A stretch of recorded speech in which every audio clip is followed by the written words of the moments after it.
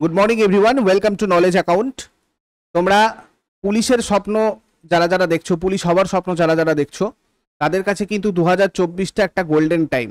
যেহেতু এত ভ্যাকেন্সি রয়েছে, তাই এবারে তোমাদেরকে কিন্তু একদম পাখির চোখ করে এই ডাব্লিউবিপি কেপি পরীক্ষাগুলোকে দিতে হবে, যাতে একটা অন্তত খাকি উর্দি তোমার হয়। তো এটার জন্য তোমাদের অলরেডি 7টা থেকে আমি প্র্যাকটিস ক্লাস স্টার্ট করেছি। প্রত্যেক দিন তোমরা ফলো করো ক্লাসগুলো, জিকে প্র্যাকটিস সেটগুলো, এবং তার সাথে সাথে টপিক ধরে ধরে আমরা ক্লাসগুলো করব। জিকে টপিক যেগুলো তোমাদের অলরেডি বিগত বছরে যে জায়গাগুলো থেকে প্রশ্ন এসেছে, তো এটা তোমাদের প্রতিদিন সকাল 10টায় হবে। আজকে একটু দিতে আমার দেরি হয়েছে, তোমরা এটা সোম থেকে শুক্র প্রতিদিন সকাল 10টার সময় পাবে। আর শুভেন্দু স্যারের যে ক্লাসটা হতো সেটা তোমাদের টাইমিংটা একটু চেঞ্জ হয়ে যাবে, 12টা থেকে তোমরা করতে পারবে। তো আজকের ফার্স্ট টপিক হবে আমাদের গুরুত্বপূর্ণ সংবিধান সংশোধনী। যে গুরুত্বপূর্ণ সংবিধান সংশোধনীগুলো আমাদের ডাব্লিউবিপি কেপি পরীক্ষার জন্য মনে রাখতে হবে। কেমন? আরেকটা ইম্পর্টেন্ট অ্যানাউন্সমেন্ট তোমাদের করে দিই। ডাব্লিউবিপি কনস্টেবলের সম্পূর্ণ ফ্রি মক টেস্ট তোমাদের নলেজ অ্যাকাউন্ট অফিসিয়াল অ্যাপে হচ্ছে রবিবার, অর্থাৎ এই সপ্তাহে যে রবিবার পড়ছে, মানে 7 এপ্রিল মাসের 7 তারিখে সকাল 9টা থেকে 10টা, এই টাইমের মধ্যেই তোমরা কিন্তু পরীক্ষাটা দিতে পারবে। এর আগেও দিতে পারবে না, এর পরেও তোমরা দিতে পারবে না। তার কারণ এই পরীক্ষাটা যতজনই পরীক্ষা দিক, 10,000 15,000 যত স্টুডেন্টই পরীক্ষা দিক না কেন, সবার জন্য কিন্তু একটা অ্যানালিসিস হবে। অর্থাৎ যারা যারা পরীক্ষাটা দিচ্ছে তারা কত স্কোর করতে পারছে তার ভিত্তিতে একটা র্যাঙ্ক দেওয়া হবে। এটা অনলাইন অটোমেটিকই হবে, তুমি পরীক্ষার পরেই দেখতে পারবে। এবং এই পরীক্ষাটা পুরোপুরি 85 নম্বরের হবে, যেমন জিকে 25, ইংলিশ 10, ম্যাথ 25, মাধ্যমিক লেভেলের অঙ্ক থাকবে, আর জিআই থাকবে তোমার 25 নম্বর। নেগেটিভ মার্কিংও থাকবে, খুব ভালোভাবে বুঝে শুনে উত্তরগুলো করবে, আর টাইম থাকবে তোমাদের 1 ঘন্টা।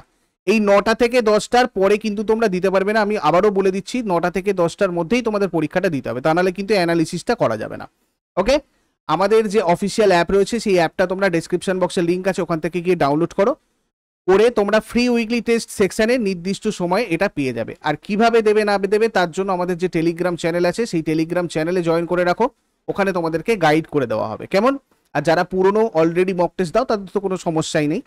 তো দেখো, ফার্স্ট কোশ্চেন আজকে এই টপিকের আমাদের, কোন অনুচ্ছেদ অনুযায়ী ভারতীয় সংবিধান সংশোধন করা যায়? ভারতীয় সংবিধান সংশোধন করা যায় 368 নম্বর আর্টিকেল অনুযায়ী। এখানে এটাও জেনে রাখতে হবে আমাদেরকে, এটাও খুব ইম্পর্টেন্ট, ভেরি ভেরি ইম্পর্টেন্ট, যে এই ভারতীয় সংবিধান সংশোধন এই যে ব্যাপারটা, এটা আমাদের ভারতীয় সংবিধানের কত নম্বর পার্টে আছে? তো এটা আছে আমাদের পার্ট 20-তে, পার্ট এক্স মানে রোমানে পার্ট 20-তে। পার্ট 20-তে আমাদের কি আছে? ভারতীয় সংবিধান সংশোধনটা আছে। নেক্সট, ভারতের সংবিধানের সংশোধনের ব্যাপারটা কোন দেশের সংবিধান থেকে নেওয়া হয়েছে? এই সংবিধান সংশোধনীর ব্যাপারটা কোন দেশের সংবিধান থেকে নেওয়া হয়েছে? আমাদের যে বরোয়িং ফিচার্স আছে, এটাও একটা ইম্পর্টেন্ট টপিক, এটাও তোমাদের ডাব্লিউবিপি কেপির জন্য গুরুত্বপূর্ণ। আমি এরপরে ওটাও তোমাদেরকে করাবো টপিক অনুযায়ী ক্লাস এ।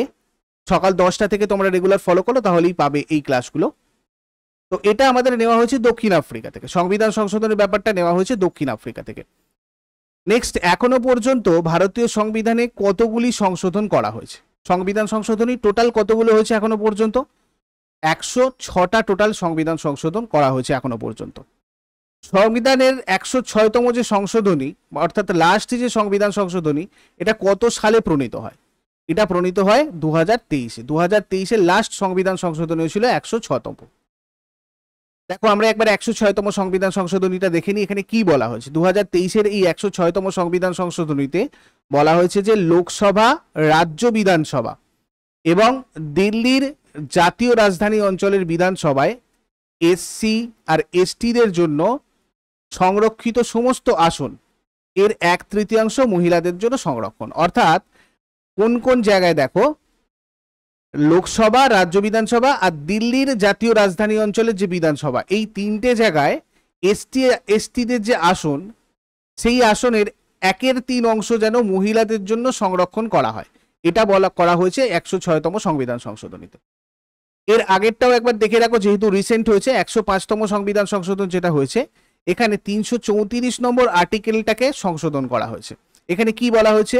লোকসভা এবং বিধানসভাগুলোতে তফসিলি জাতি এবং তফসিলি উপজাতি মানে এসসি এসটিদের জন্য সংরক্ষণের মেয়াদ আরো 10 বছর বাড়ানো হয়েছে। এদের একটা মেয়াদ থাকে, এসটি এসটিদের লোকসভা বিধানসভাগুলোতে মেয়াদ থাকে, যেটা এখনো পর্যন্ত 2020 পর্যন্ত ছিল 25শে জানুয়ারি। তো তারপর সেটাকে বাড়িয়ে আরো 10 বছর করে দেওয়া হয়েছে। আর 104 এটাও রিসেন্ট, এটাও একবার দেখে রাখবে, এটা খুব ইম্পর্টেন্ট একটা জিনিস হয়েছিল। এটা 2020 সালে সংশোধন হয়েছে এবং লোকসভা আর রাজ্য বিধানসভা যেগুলো আছে, লোকসভা এবং রাজ্য বিধানসভাগুলোতে অ্যাংলো ইন্ডিয়ান সম্প্রদায়ের জন্য সংরক্ষিত যে আসন ছিল সেই আসনগুলোকে রিমুভ করে দেওয়া হয়েছে, সরিয়ে দেওয়া হয়েছে। এবং তার সাথে সাথে লোকসভা আর রাজ্যের যে অ্যাসেম্বলি, সেখানে তোমার এসসি আর এসটিদের আসন বন্ধ করার সময়সীমা 70 থেকে 80তে বাড়িয়ে দেওয়া হয়েছে। তোমাদের নতুন যে কেএস স্টাডি চ্যানেলে, এখানেও রেগুলার আমি তোমাদের স্ট্যাটিক জিকের একটা টপিক করাচ্ছি 7টার সময়, তোমরা এটা একটু সবাই ফলো করে নিও। টেলিগ্রামে ক্লাসগুলোর লিঙ্ক দেওয়া আছে, ওখান থেকে গেলেই তোমরা স্ট্যাটিক জিকে করতে পারবে। স্ট্যাটিক জিকেরও ফ্রি ক্লাস ধরে ধরে তোমাদের এই কেএস স্টাডি চ্যানেলটাতে হচ্ছে, এর জন্য টেলিগ্রামটাতে জয়েন করে রাখো। আর আগামীকাল তোমাদের যেমন ম্যারাথন হয় সেটা হবে, তোমরা টেলিগ্রামেই জানতে পারবে।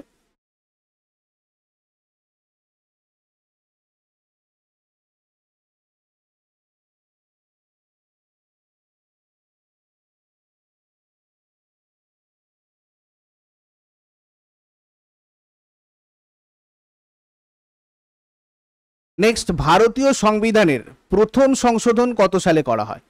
প্রথম যে সংশোধন হয়েছিল সেটা হয়েছিল 1951 সালে। নেক্সট, কোন সংবিধান সংশোধনীর দ্বারা সিকিমকে ভারতের সহযোগী রাজ্য হিসাবে স্বীকার করা হয়? এই জায়গাটা ভালো করে নোট করবে, এখানে বলা হয়েছে সহযোগী রাজ্য। যদি সহযোগী রাজ্য বলে তো সেক্ষেত্রে আমরা বলবো 35তম সংবিধান সংশোধনী। খুব ভালো করে এই দুটো পয়েন্ট মনে রাখবে, এখানে প্রচুর কনফিউশন হয়। 35তম আর 36তম সংবিধান সংশোধনী। 35তম যে সংবিধান সংশোধনী সেটা হয়েছিল 1974-এ, আর 36তম যে সংবিধান সংশোধনী সেটা হয়েছিল 1975 সালে। ঠিক আছে, তো এই 1974 সালের 35তম যে সংবিধান সংশোধনী, সেখানে সিকিমকে ভারতের সহযোগী রাজ্যে পরিণত করা হয়, ভারতের সহযোগী রাজ্যে। আর 36তম সংবিধান সংশোধনীতে সিকিমকে পূর্ণাঙ্গ রাজ্যে পরিণত করা হয়। তো সহযোগী রাজ্য যদি বলে সেক্ষেত্রে তোমরা বলবে 35তম সংবিধান সংশোধনী এবং তার সাথে সাথে সালটা 1974। আর যদি বলা হয় পূর্ণাঙ্গ রাজ্যে তাহলে সেক্ষেত্রে 36তম সংবিধান সংশোধনী এবং সালটা 1975। খুব ইম্পর্টেন্ট এবং প্রচুর কনফিউশন হয় পরীক্ষার সময়, তোমাদেরকে এইখান থেকে কিন্তু গুড়িয়ে দেওয়ার চেষ্টা করা হয়, এটা ভালো করে মনে রাখবে সবাই। নেক্সট, কোন সংবিধান সংশোধনীর দ্বারা সিকিমকে পুরোপুরিভাবে ভারতের অন্তর্ভুক্ত করা হয়? প্রশ্নটা যদি ঘুরিয়ে এইভাবে দেওয়া হয় তাহলে তোমরা এবারে কি বলবে? আগের প্রশ্নটাতে আমরা 35 বলেছি, এখানে কিন্তু আর দেখো 35 নেই, তাহলে আমাদের সুবিধে হয়েছে 36 করে দেবো। যদি 35 থাকতো, ভালো করে এই কথাগুলো কিন্তু মনে রাখবে, ঠিক আছে? 36-এ পূর্ণাঙ্গ রাজ্য আর 35তম সংবিধান সংশোধনীতে সহযোগী রাজ্য হয়েছিল সিকিম ভারতের। তারপরে দেখো, কোন সংবিধান সংশোধনীর দ্বারা ভারতের সংবিধানে মৌলিক কর্তব্যগুলোকে যুক্ত করা হয়েছে? মোস্ট ইম্পর্টেন্ট একটা কনস্টিটিউশনাল অ্যামেন্ডমেন্ট বা সংবিধান সংশোধনী। তো এটা 42তম সংবিধান সংশোধনীতে করা হয়েছিল। একটু দেখে নেব ডিটেলস আমরা। দেখো 42তমটা খুব গুরুত্বপূর্ণ, খুব ভালোভাবে দেখবে সবাই, খুব ভালো করে দেখে যাবে। 1976 সালের যে সংবিধান সংশোধনী সেটা হচ্ছে আমাদের 42তম সংবিধান সংশোধনী। এখানে কি কি করা হয়েছে দেখো। প্রথমত, এই যে সংবিধান সংশোধনীটা, এটাকেই বলা হয় সংবিধানের ক্ষুদ্র সংস্করণ। কি বলা হয়? মিনি কনস্টিটিউশন অফ ইন্ডিয়া, 42তম সংবিধান সংশোধনীকে। এছাড়া আমাদের ভারতের সংবিধানের যে প্রস্তাবনা রয়েছে সেখানে এই সার্বভৌম, গণতান্ত্রিক, সাধারণতন্ত্র, এই যে তিনটে শব্দ, তার সাথে সাথে সমাজতান্ত্রিক এবং ধর্মনিরপেক্ষ, এই দুটো শব্দ, মানে এই যে তিনটে শব্দ ছিল তার সাথে সমাজতান্ত্রিক আর ধর্মনিরপেক্ষ এই দুটো শব্দকে যুক্ত করা হয়েছিল এই 42তম সংবিধান সংশোধনীতে। এছাড়া ধরো প্রস্তাবনার শেষের দিকে একটা জায়গায় জাতীয় ঐক্য বলেছিল, তার সাথে সংহতি কথাটাকেও যোগ করা হয়েছিল এই 42তম সংবিধান সংশোধনীতে। পার্ট 4A অর্থাৎ মৌলিক কর্তব্যটা যুক্ত করা হয়েছিল। Very very important, very very important. Part 4A আমাদের এই 42তম সংবিধান সংশোধনীতে যুক্ত করা হয়। এবং মন্ত্রিসভার পরামর্শ মতো কাজ করতে রাষ্ট্রপতি বাধ্য থাকবেন, এই যে কথাটা, এটাও কিন্তু এই 42তম সংবিধান সংশোধনে বলা হয়েছিল। এছাড়া লোকসভা এবং রাজ্য বিধানসভার মেয়াদ 6 বছর করা হয়েছিল এই 42তম সংবিধান সংশোধনীতে। পরবর্তী ক্ষেত্রে 44তম সংবিধান সংশোধনী আইন 1978 অনুযায়ী আবার এই যে লোকসভা, এই লোকসভার রাজ্য বিধানসভা যার মেয়াদ 6 বছর করা হলো, সেটাকে আবার 6 থেকে 5 করে দেওয়া হয়েছিল। এই দুটো তোমাদের খুব কনফিউশন হয়। এই জায়গাটা অনেকে রাজ্যসভা বলো, রাজ্যসভা কিন্তু নয়, রাজ্য বিধানসভা। রাজ্যের যে বিধানসভা বিধান পরিষদ দুটো কক্ষ রয়েছে, সেই রাজ্য বিধানসভা এবং লোকসভা, ঠিক আছে, এই দুটোর মেয়াদ 6 বছর করা হয়েছিল 1976 সালের 42তম সংবিধান সংশোধনীতে। তারপরে 44তমতে আবার ওই লোকসভা, রাজ্যসভার, বিধানসভা পরিষদের মেয়াদ পুনরায় 5 বছর করে দেওয়া হয়েছিল। এছাড়া দেখো, আইন শৃঙ্খলা বজায় রাখার জন্য কেন্দ্রীয় সরকার যে কোনো অঙ্গরাজ্যে সশস্ত্র বাহিনী পাঠাতে পারবে, যে কোনো অঙ্গরাজ্যে সশস্ত্র বাহিনী পাঠাতে পারবে, এই কথাটাও 42তম সংবিধান সংশোধনীতে বলা হয়। হাইকোর্ট যেগুলো আছে যে কোনো রাজ্যের, তারা কোনো কেন্দ্রীয় আইনের ভ্যালিডিটি মানে বৈধতা বিচার করতে পারবে না, মানে বলতে পারবে না যে এই আইনটা ঠিক কি ভুল, এসব কথা বলার কোনো অধিকার নেই হাইকোর্টের। এটাও বলা হয়েছিল তোমার এই 42তম সংবিধান সংশোধনীতে। রাজ্য তালিকার দুটো বিষয়, বন আর শিক্ষা, এই দুটোকে যুগ্ম তালিকার অন্তর্ভুক্ত করা হয়েছিল। আমাদের যে 3টে তালিকা আছে, রাজ্য তালিকা, কেন্দ্র তালিকা, যুগ্ম তালিকা, তো সেখানে রাজ্য তালিকা থেকে এই দুটো বিষয় মানে বন আর শিক্ষা, এই দুটোকে যুগ্ম তালিকার মধ্যে যুক্ত করা হয়েছিল এই 42তম সংবিধান সংশোধনীতে। নেক্সট, কোন সংবিধান সংশোধনীর দ্বারা সম্পত্তির অধিকারকে মৌলিক অধিকার থেকে বাদ দেওয়া হয়? এটাও ভেরি ভেরি ইম্পর্টেন্ট, তোমাদের পরীক্ষায় প্রচুর আছে। কি করবে? 44তম সংবিধান সংশোধনীতে সম্পত্তির অধিকারকে মৌলিক অধিকার থেকে বাদ দেওয়া হয়। দেখো, এটা সম্পর্কে আমরা দেখে নিই। এটা 1978 সালে প্রণীত হয়েছিল, প্রথম কথা। দ্বিতীয় কথা, 31 নম্বর যে আর্টিকেল, সেই 31 নম্বর আর্টিকেলটাকে বাতিল করেই সম্পত্তির অধিকারকে মৌলিক অধিকার থেকে বাদ দেওয়া হয়েছিল। বর্তমানে এই সম্পত্তির অধিকার হচ্ছে একটা আইনি অধিকার এবং এটা আছে 300A তে। খুব ভালো করে এটা মনে রাখবে, দুটো পয়েন্টই খুব ইম্পর্টেন্ট। এছাড়া দেখো, 44তম সংবিধান সংশোধনীতে আরো কি কি হয়েছিল? রাষ্ট্রপতি, উপরাষ্ট্রপতির যে নির্বাচন, সে সম্পর্কে যদি কোনো বিতর্ক হয়, মানে কোনো ঝামেলা তৈরি হয়, তাহলে সেটার নিষ্পত্তি করবে কে? Supreme court. এই কথাটাও এই 44তম সংবিধান সংশোধনীতে বলা হয়েছিল। লোকসভা এবং রাজ্য বিধানসভাগুলোর সদস্যদের কার্যকালের মেয়াদ 6 বছর থেকে পুনরায় 5 বছর করা হয়। এটা কিন্তু এই 44তম, এটা তোমাদের আগেই বললাম। নেক্সট হচ্ছে 61তম সংবিধান সংশোধনী, নিচের কোনটির সাথে জড়িত? দেখো, ভোটারদের বয়স কমানো, এটা 1989 সালে হয়েছিল, যেখানে 326 নম্বর আর্টিকেলটাকে সংশোধন করে ভোটাধিকার অর্জনের বয়স সীমা 21 থেকে 18 করা হয়েছে। মানে আগে 21 ছিল, এখন 18 হয়ে গেছে, 21 থেকে 18 করা হয়েছে। নেক্সট, কোন সংবিধান সংশোধনীতে পঞ্চায়েতি রাজকে শাসনতান্ত্রিক মর্যাদা দেওয়া হয়? পঞ্চায়েতি রাজকে শাসনতান্ত্রিক মর্যাদা এটা দেওয়া হয় 73তম সংবিধান সংশোধনীতে, যেটা 1992 সালে পাশ হয়েছিল। এবং পার্ট যে 9 আমাদের 243 থেকে 243 ও, যার মধ্যে পঞ্চায়েতি রাজ সম্পর্কে বিস্তারিত আলোচনা করা আছে। এই যে 243 আর 243 ও মানে হচ্ছে 243 A B C D B এরকম ভাবে পরপর আছে। তো সব কটা আর্টিকেলে কি করা হয়েছে? পঞ্চায়েতি রাজ সম্পর্কে বিস্তারিত আলোচনা করা হয়েছে এবং পার্ট 9-এ, এবং পাস হয়েছিল 1992-তে। ঠিক আছে। আর হচ্ছে 11তম তফসিল যুক্ত হয়েছিল এই 73তম সংবিধান সংশোধনীতে। নেক্সট, কোন সংবিধান সংশোধনীর দ্বারা দিল্লিকে জাতীয় রাজধানী অঞ্চল বা ন্যাশনাল ক্যাপিটাল টেরিটরি হিসেবে ঘোষণা করা হয়? দিল্লিকে জাতীয় রাজধানী অঞ্চল বা ন্যাশনাল ক্যাপিটাল টেরিটরি হিসেবে ঘোষণা করা হয় 69তম সংবিধান সংশোধনীতে। Very very important. দেখো, এটা 1991 সালে প্রণীত হয় প্রথমত। দ্বিতীয়ত, এই সংবিধান সংশোধনীতে দিল্লির শাসক লেফটেন্যান্ট গভর্নর হিসেবে অভিহিত হন। দিল্লির শাসক লেফটেন্যান্ট গভর্নর। এবং তোমরা আরেকটা জিনিস এখানে জেনে রাখবে, এই যে দিল্লির শাসক লেফটেন্যান্ট গভর্নর, নর্মালি অন্যান্য যে কেন্দ্রশাসিত অঞ্চলগুলো, সেখানে লেফটেন্যান্ট গভর্নরের ক্ষমতা কিন্তু রাজ্যপালের থেকে কম হয়, কিন্তু এই দিল্লিতে লেফটেন্যান্ট গভর্নরের ক্ষমতা রাজ্যপালের থেকে অনেক বেশি, যেহেতু এটা রাজধানী অঞ্চল। ঠিক আছে। এই দিল্লির লেফটেন্যান্ট গভর্নরকে সাহায্য আর পরামর্শদানের জন্য মুখ্যমন্ত্রীর নেতৃত্বে একটা মন্ত্রী পরিষদ থাকে, এবং এই মন্ত্রী পরিষদের সদস্য সংখ্যা দিল্লির বিধানসভার মোট যে সদস্য সংখ্যা তার 10% বেশি হয় না। রাষ্ট্রপতি দিল্লির মুখ্যমন্ত্রীকে নিযুক্ত করেন। মুখ্যমন্ত্রীকে, দেখো, দিল্লির মুখ্যমন্ত্রীকে কে নিযুক্ত করেন? খুব আসে প্রশ্নটা, ভালো করে এই জায়গাটা নোট করবে, ভেরি ভেরি ইম্পর্টেন্ট। ফোকাস করো এই জায়গাটায়। মুখ্যমন্ত্রী, দিল্লির মুখ্যমন্ত্রীকে কে নিয়োগ করে? রাষ্ট্রপতি নিয়োগ করে। লেফটেন্যান্ট গভর্নর মানে উপরাজ্যপাল আমরা মোটামুটি যেরকম বলি, তার পরামর্শে ভারতের রাষ্ট্রপতি দিল্লির মুখ্যমন্ত্রীকে নিয়োগ করে। ঠিক আছে।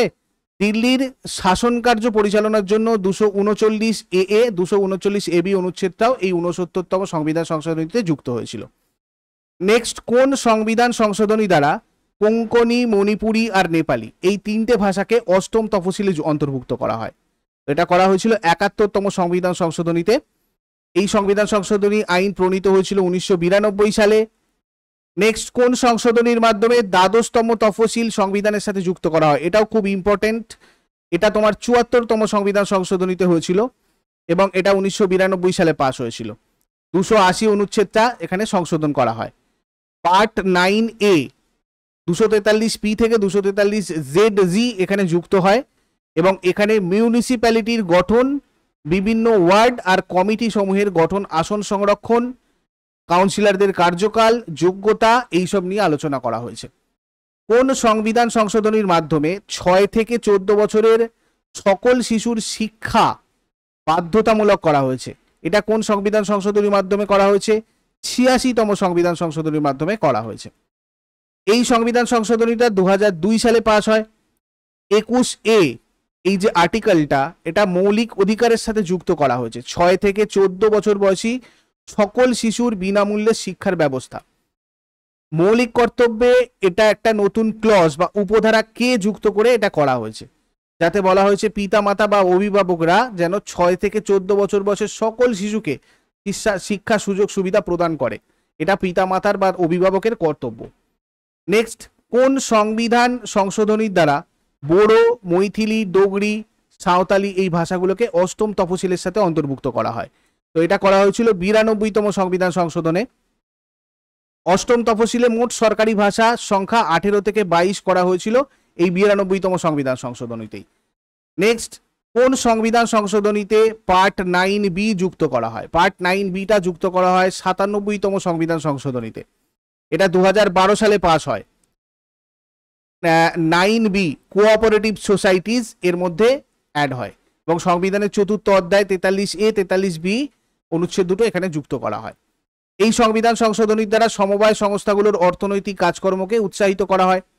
নেক্সট, নিচের কোন সংবিধান সংশোধনীর দ্বারা বাংলাদেশ আর ভারতের মধ্যে ছিটমহল আদান প্রদান করা হয়েছে?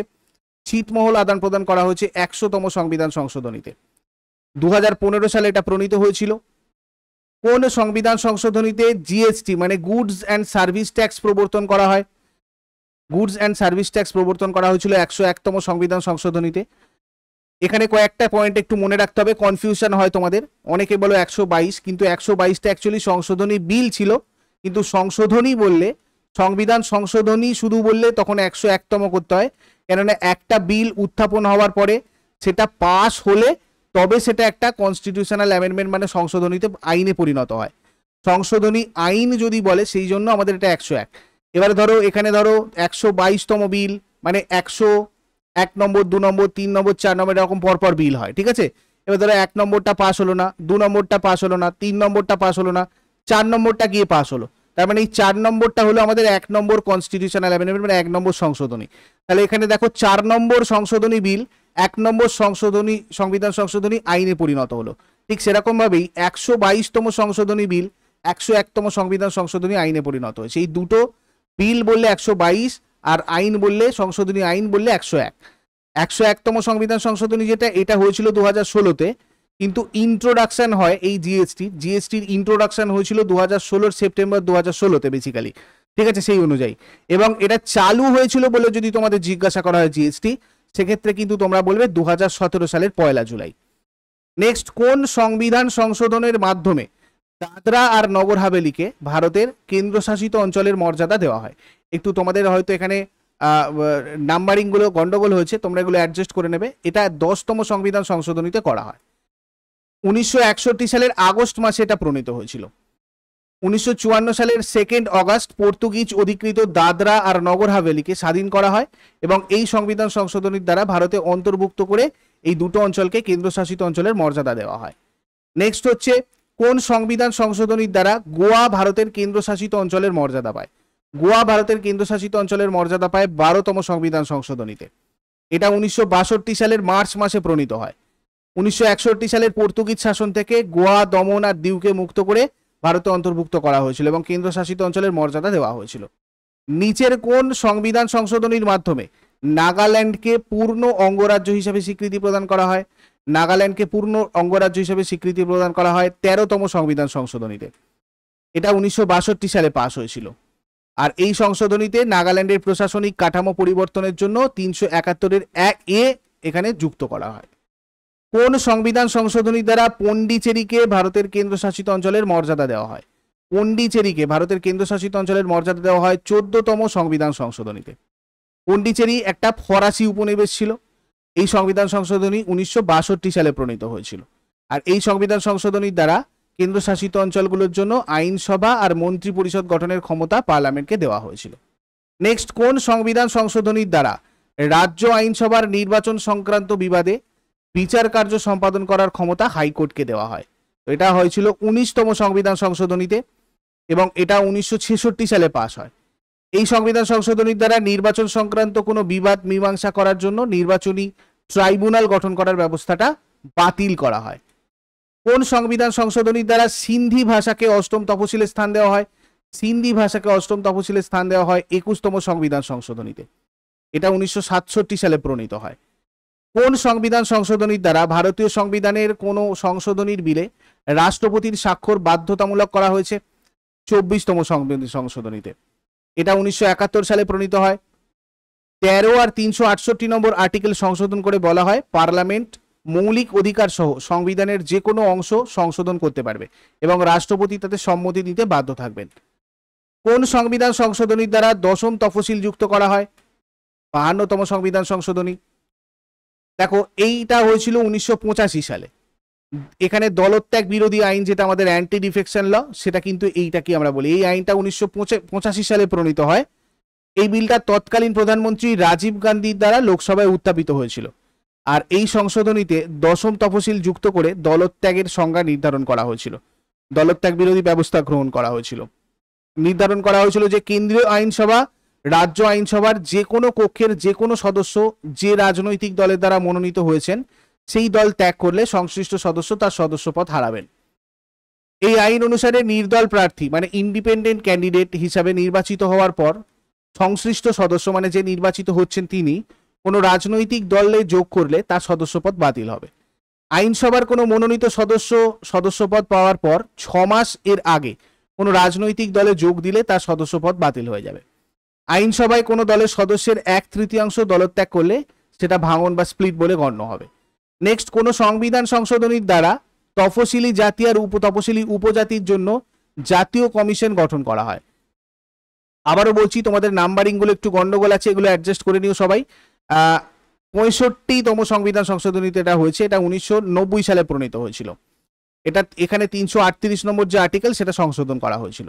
নেক্সট, কোন সংবিধান সংশোধনীতে পিছিয়ে পড়া শ্রেণীর জন্য গঠিত জাতীয় কমিশনকে বা ন্যাশনাল কমিশন ফর ব্যাকওয়ার্ড ক্লাসেসকে সাংবিধানিক মর্যাদা বা কনস্টিটিউশনাল স্ট্যাটাস দেওয়া হয়? তো এটা দেওয়া হয়েছিল 102তম সংবিধান সংশোধনীতে। এটা 2018 সালে প্রণীত হয়। কোন সংবিধান সংশোধনীর দ্বারা অর্থনৈতিকভাবে দুর্বল শ্রেণীর মানে ইকোনমিক্যালি উইকার সেকশনদের জন্য 10% সংরক্ষণের ব্যবস্থা করা হয়েছে? 103তম সংবিধান সংশোধনী, যেটা অলরেডি তোমাদের সাথে আলোচনা করলাম। এটা 2019 সালে প্রণীত হয়। কোন সংবিধান সংশোধনীর দ্বারা লোকসভা এবং রাজ্য বিধানসভাগুলোতে ইঙ্গ ভারতীয়দের মনোনয়ন বাতিল করা হয়েছে? এটা হয়েছে 104তম সংবিধান সংশোধনীতে, যেটা 2020 সালের 26শে জানুয়ারি থেকে রাষ্ট্রপতি আর রাজ্যপাল মানে অ্যাংলো ইন্ডিয়ান গোষ্ঠীকে 2জন সদস্যকে লোকসভায় বিধানসভায় মনোনীত করতে পারেন না। আগে করতে পারতেন, এরপর থেকে আর পারেন না। কোন সংবিধান সংশোধনীতে বলা হয় যে পার্লামেন্ট এবং অঙ্গরাজ্যের আইনসভার দুটো অধিবেশনের মধ্যে 6 মাসের বেশি ব্যবধান থাকবে না? এটা বলা হয়েছিল প্রথম সংবিধান সংশোধনী 1951-তে।